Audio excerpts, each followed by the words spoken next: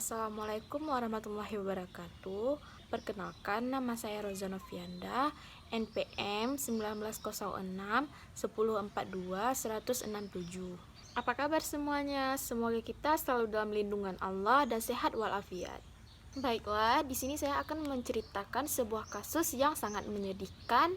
Kasus ini sangat tragis, yaitu kasus seorang bocah yang berusia 5 tahun yang dianiaya oleh ibu kandungnya dan pacar ibunya. Kasus ini terjadi di wilayah Bamang, Kalimantan Tengah, tepatnya pada hari Selasa, 25 Agustus pada tahun 2020 lalu. Ini adalah kisah seorang bocah berumur 5 tahun yang dianiaya oleh ibu dan selingkuhannya. Awal kasus ini terungkap saat seorang pemilik warung tempat anak itu ditinggalkan oleh ibunya melihat bocah babak belur dengan tangan yang dipelintir hingga patah. Kemudian, pemilik warung mengaku sempat melihat seorang wanita menurunkan L itu di depan warung miliknya. Namun, ia tak bisa melihat dengan jelas wajahnya karena wajah wanita itu mengenakan masker. Saat ditemukan warga, kondisi L sangat memprihatinkan. Tangannya terlihat dibalut dengan perban yang diduga patah. Ada lebam di wajah dan bekas luka di kening dan pipi. Beberapa bagian tubuhnya juga terlihat memar diduga akibat tindak kekerasan. Saat ditanya oleh warga, L mengaku sering dipukuli oleh ibu kandung dan kekasih ibunya. L juga mampu menyebutkan dengan jelas alamat rumahnya, namun ia ketakutan saat warga sekitar hendak membawanya ke rumah tersebut. Warga sekitar langsung melaporkan kejadian tersebut ke pihak kepolisian. LSM juga langsung turun tangan melakukan pendampingan terhadap anak tersebut. Awalnya, warga juga sempat menanyakan siapa yang memukulnya. L bahkan juga menjawab, Mama dan Yanto atau selingkuhan ibunya yang telah memukulnya. Selain dipukul, bocah kecil itu juga mengaku diinjak perutnya oleh sang ibu dan lelaki calon ayah tirinya. Wajah saya dipukul oleh Yanto, belakang saya ditendang. Kalau tangan Mama Yati yang mau patahin, bongkar sang bocah. Perut saya masih sakit, tadi diinjak oleh Mama, kata sang bocah lagi.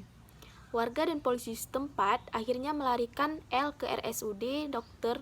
Murjani di Kota Sampit, Kabupaten Kotim. Ibu kandung korban, yakni Yati bersama pacarnya Yanto, berhasil diamankan polisi saat hendak melarikan diri setelah menganiaya gadis kecil berusia 5 tahun tersebut. Kapolres Kalimantan Timur, Abdul Haris Jakin, Senin 24 Agustus 2020 mengatakan ibu korban dan kekasihnya diamankan anggota Satlantas Polresta Palangkaraya saat akan ke kota Banjarmaru, Provinsi Kalimantan Selatan. Petugas Polantas Polresta menjelaskan awalnya pasangan Yati dan Yanto mengendarai sepeda motor jenis Suzuki Satria F. Kemudian dihentikan dua anggotanya, Bribka Julpan dan Brigadir Zainur, saat melintas di depan kampus Muhammadiyah. Sebabnya sepeda motor tidak dilengkapi spion dan menggunakan knalpot blong. Karena itulah anggota menindak berupa tilang. Dari keterangan awal, pasangan Yanti dan Yanto itu berencana pergi ke kota Banjarbaru, Provinsi Kalimantan Selatan.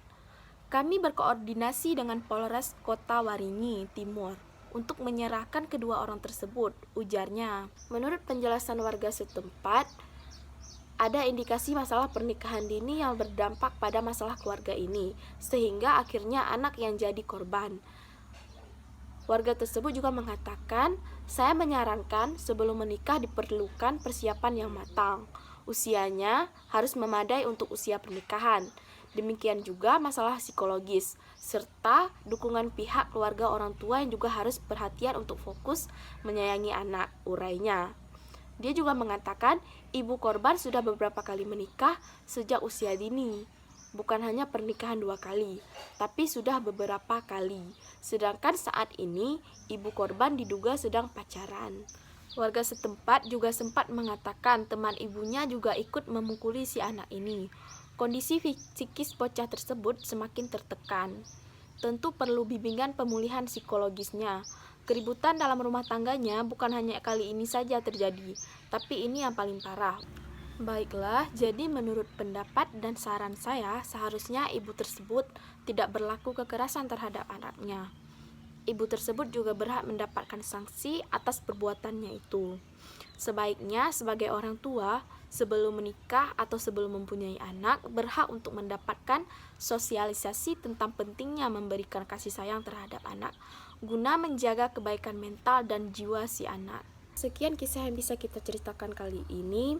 Kisah yang sangat luar biasa tragis, yang sampai mengakibatkan bocah berusia 5 tahun itu mengalami luka yang sangat parah.